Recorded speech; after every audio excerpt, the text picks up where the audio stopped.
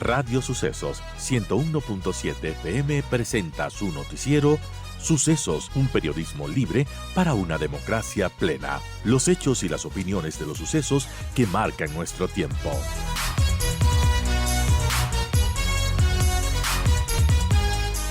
Saludamos a nuestro invitado, al abogado constitucionalista Ismael Quintana, a quien le agradecemos además por atendernos en en este pedido de entrevista casi de última hora, porque nos canceló la ministra Inés Manzano por temas de agenda. Y bueno, es importante conversar también sobre las decisiones de la Corte Constitucional, porque bueno, la Corte Constitucional tumbó la propuesta del presidente para reducir el número de asambleístas, mientras que la contratación por horas y el financiamiento de partidos políticos tienen luz verde con modulaciones de cara a este nuevo referendo y consulta popular. El presidente Noboa insistió nuevamente y envió esta pregunta a la Corte Constitucional sobre la reducción de asambleístas. Y bueno, ahora la pregunta queda así: ¿está usted de acuerdo con reducir el número de asambleístas y que se los elija de acuerdo con los siguientes criterios? 10 asambleístas nacionales, un asambleísta elegido por cada provincia y un asambleísta provincial adicional por cada 400.000 habitantes, de acuerdo al último censo nacional. La Corte había planteado, bueno, sus dudas respecto a la reducción del número de asambleístas y declaró que no procedía la propuesta porque omitía datos fundamentales como el hecho de que la asamblea pasaría de 151 a aproximadamente 73 integrantes y que, bueno, le preocupaba un poco la representatividad. Tal y como se plantea nuevamente esta pregunta, ¿pasar el filtro de la Corte? Es lo que le preguntamos al doctor Ismael Quintana, a quien le agradecemos también por aceptar esta entrevista y le damos la bienvenida. Bienvenida, doctor Quintana, gracias por estar con nosotros. Y bueno, ¿cuál es su criterio respecto a esto que decide la Corte y esta insistencia de parte del Ejecutivo de volver a preguntar sobre reducir el número de legisladores? Bueno, querida Verónica, un abrazo, buenos días y un saludo también para la audiencia de Radio Sucesos. Yo creo que hay varias cosas que anotar respecto a lo que está pasando con el tema del cruce de preguntas entre el presidente y la Corte. En primer lugar, creo que la Corte entra en un peligroso juego o cae en un peligroso juego de empezar a hacerse ver como un opositor político, cuando la Corte tiene un rol fundamental y tiene que mantener ese rol y ese puesto de controlador de la juridicidad constitucional de las decisiones del poder público, y me parece que está entrando en un plano que va más allá de lo jurídico y ya entra en la disputa política, es decir, en el negar por negar preguntas que desde mi punto de vista estaban bien hechas, incluso yendo más allá de las facultades que tiene la Corte. Y yo por eso sí, respecto de este tema de la reducción del número de legisladores, estoy de acuerdo con el voto salvado que emiten tres jueces de la Corte, Benavides, Salgado y Terán, donde hacen presente a la mayoría de jueces que no es facultad de la Corte hacer una suerte de valoración o de apreciación de la utilidad y la conveniencia de las preguntas, porque finalmente esa es labor nuestra como electores, Claro. ¿no? Y esta pregunta en un primer momento es rechazada no con base, desde mi criterio al menos, no con base en cuestionamientos jurídicos, porque no se cuestiona la pregunta en sí ni la constitucionalidad de la reducción del número de asambleístas, sino que le rechazan la pregunta indicándole al presidente que en los considerandos no se habría incluido información que a juicio de los miembros de la Corte es relevantísima para que nosotros podamos tomar una decisión. Y la información que a la Corte le faltaba era el número de asambleístas, es decir, que porque no puso el presidente que la asamblea se reduciría de 151 a 73 asambleístas, la pregunta no cumplía los estándares previstos en el 103, 104, 105 de la Ley de Garantías Jurisdiccionales. Entonces, desde ese punto de vista, creo que la Corte comete un error.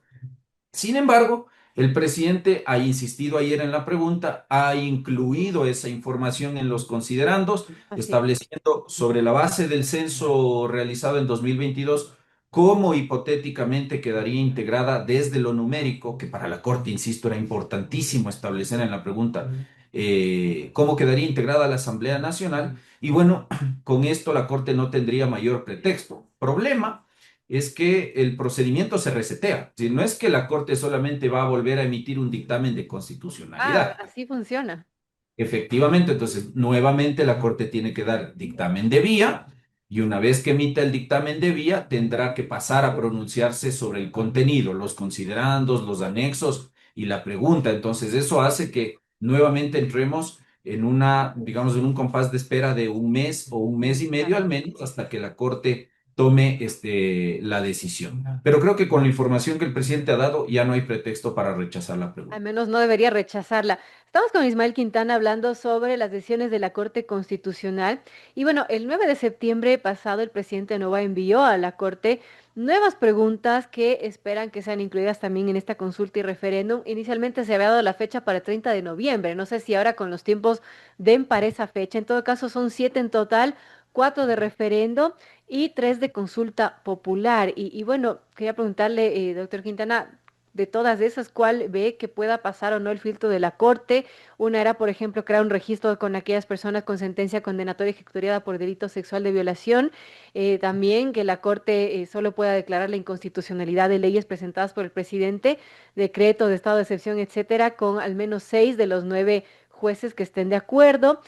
También con juzgar y sancionar a las personas que cometan delitos de extorsión en procesos de expeditos. En fin. Otra era eliminar la facultad de designar autoridades del CPCCS, que quizás es una de las más importantes. Y respecto a consulta, por ejemplo, permitir el funcionamiento de salas de juego y casinos dedicados a juegos de azar en hoteles 5 estrellas. También prohibir que se use el nombre, imagen o voz en apoyo a cualquier forma o medio de personas con sentencia ejecutoriada. Y finalmente, que se expida una ley nueva, orgánica de garantías jurisdiccionales y control constitucional que incluya la organización, funcionamiento y procedimientos para el cumplimiento de las atribuciones de la Corte Constitucional. Algo que muchos han cuestionado que puede hacerlo directamente la Asamblea, pero bueno, se está preguntando o se estaría con la intención de preguntar a la ciudadanía. De todas esas, ¿cómo ve los planteamientos? ¿Cree que pasen el filtro de la Corte? A ver, lo primero creo que es muy difícil llegar al 30 de noviembre con una consulta popular. Al día de hoy, 17 de septiembre, apenas tenemos, yo he dicho, dos preguntas y media calificadas por Claro. la Corte, la de bases militares, la de trabajo por horas en el sector turístico y a medias la del retiro del financiamiento estatal a las Porque todavía organizaciones. falta un dictamen final, ¿no? De la Corte No, no, Constitucional. no, ya emitió el ¿O por qué a dictamen. medias? A medias porque solo le califican la reforma parcial al artículo 110 de la Constitución que se refiere al fondo partidario permanente. Es decir, si la gente dice sí en esa pregunta, el Estado dejaría de destinar recursos del presupuesto general del Estado para el fondo partidario permanente, es decir, para mantener a las organizaciones políticas. Pero el presidente adicionalmente planteaba la reforma al 115 de la Constitución que establece la obligación del Estado, o más bien dicho, la exclusividad del Estado para la contratación de propaganda de promoción electoral. Esta última parte la Corte excluye del dictamen y por eso yo hablo de una pregunta a medias. Igual, nuevamente, sobre la base de valoraciones sobre utilidad y conveniencia, que a mi modo de ver, la Corte no tiene por qué entrar a hacer. Entonces, hay dos preguntas y media. A eso usted agréguele que, bien ha dicho Verónica, hay 7 preguntas todavía en camino, están verdes porque todavía necesitamos el dictamen de vía por parte de la Corte Constitucional, para el cual la misma jurisprudencia de la Corte ha dicho que no hay un tiempo, un plazo fatal, y luego de que la Corte Claro. emita ese dictamen de vía, empieza a correr el plazo fatal de 20 días que tiene la Corte para emitir un dictamen de constitucionalidad o ya de contenido de los considerandos, los anexos y las preguntas. Eso hace que sea muy difícil teniendo en cuenta que estaríamos prácticamente a mes y medio o 2 meses de una consulta popular que se puede organizar en este tiempo sin tener claridad todavía de cuáles y cuántas preguntas van a ser. Ahora, usted tiene 7 preguntas. De esas 7 preguntas, a mí me parece que dos debieran recibir dictamen favorable o de calificación de vía y luego ya de contenido por parte de la Corte. La del CPCCS que de algún modo sigue la morigeración que hiciera Guillermo Lazo en el 2022, 2023, donde ya no se plantea la desaparición del órgano, sino solamente el retiro de la potestad nominadora y su traslado a la Asamblea Nacional, cosa que la Corte ha dicho que sí es posible de ser tramitado vía enmienda. Por lo tanto, creo que no hay pretexto para que esa pregunta sea rechazada. La de los casinos igual, toda vez que el presidente ha retirado dos aspectos que en un principio constaban en la pregunta y que sirvieron de pretexto para que la Corte, digamos, rechace esa pregunta, estableciendo que se planteaban 3 temas en uno solo y que eso está prohibido por la ley de garantías. Hoy solamente se plantea el retorno a los casinos, a hoteles de 5 estrellas, dejando en manos de la ley la regulación de esa actividad económica, lo que significará el tema tributario y la destinación de esos tributos. Por lo tanto, esas dos preguntas al menos me atrevería a decir que no van a tener problema. El caso del registro de violadores, me parece que la pregunta está bastante bien elaborada. Se retira la propuesta de castración química y Claro, esa es solo la se insiste en polémica. el tema de violadores con condena ejecutoriada, pero lamentablemente ahí tenemos un problema en la Corte. El problema es realmente de sesgo ideológico. Hay dos o tres, digamos, dictámenes que desde el 2019 han rechazado sistemáticamente esta clase de propuestas con el argumento, a mí me parece equivocado, de que pesan más los derechos de un violador. Es decir, que al pobre violador no hay cómo discriminarle ni estigmatizarle en razón de su pasado judicial, y a la pobre víctima, que realmente es lo que importa, los derechos de las víctimas, que en una gran mayoría son niños, niñas y adolescentes, eso no importa. Entonces, para la Corte, el principio de interés superior del niño no importa.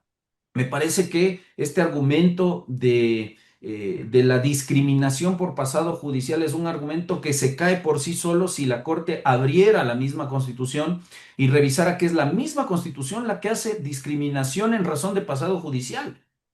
Es decir, por ejemplo, cuando un corrupto ha sido condenado por un cohecho, un peculado, ya no puede volver a ejercer cargo público. Se limita el ejercicio de ese derecho fundamental y a nadie se le ha ocurrido decir que eso es discriminación por pasado judicial. Entonces sí creo que la Corte está obligada a corregir el precedente y de dar paso a esta pregunta. Pero por cuestiones ideológicas me atrevería a poner un compás de espera. Las otras cuatro preguntas, las dos que tienen que ver con Corte Constitucional, la de la reforma Correa, que le llamamos a algunos, y la de la reforma legal para establecer procesos expeditos en delitos de extorsión, secuestro, robo, son realmente preguntas que, según uno de los dictámenes de la Corte Constitucional que se emitió en el año 2024, no necesitan pasar por un plebiscito, porque ya la Corte le dijo al mismo presidente Novoa que no es necesario plantear preguntas de este tipo para obtener una autorización popular para hacer algo que sin consulta popular se puede hacer, que es Puede hacerlo por presentar la vía proyectos de Asamblea ley. Nacional. Efectivamente, es decir, si el presidente estima que es urgente el establecimiento de una nueva ley de garantías jurisdiccionales, lo puede hacer sin consulta popular. Si el presidente en todo caso estima que es absolutamente necesario impedir que condenados por delitos de corrupción tengan de algún modo injerencia o que puedan servir de apoyo en la vida pública o política del país, reforme el Código de la Democracia y establezca esa prohibición a modo de infracción electoral. No necesita consulta popular. Si el presidente estima fundamental que las declaratorias de inconstitucionalidad se tomen ya no con 5, sino con 6 votos, establezcalo en la ley, porque además los quórums para tomar las decisiones a nivel de corte no están, Verónica, en la Constitución, están en la ley. Basta una reforma legal para eso. Y lo propio con la reforma de los procesos penales expeditos para cierto tipo de delitos. Entonces creo que la Corte en estas cuatro preguntas, si sigue el precedente de ponencia de la doctora Teresa Núquez, lo más probable es que desestime estos planteamientos, que además de algún modo no requieren, insisto, plebiscito. Muy claro, y quiero agradecer al doctor Ismael Quintana por darnos esa perspectiva técnico-jurídica de lo que se está planteando para la Corte Constitucional y lo que podemos esperar de esta consulta popular y referéndum. Gracias, doctor Ismael Quintana, nuevamente por acompañarnos y por aceptar esa entrevista un poco de última hora, así que le agradecemos doblemente por eso. Un abrazo, buenos días, Verónica.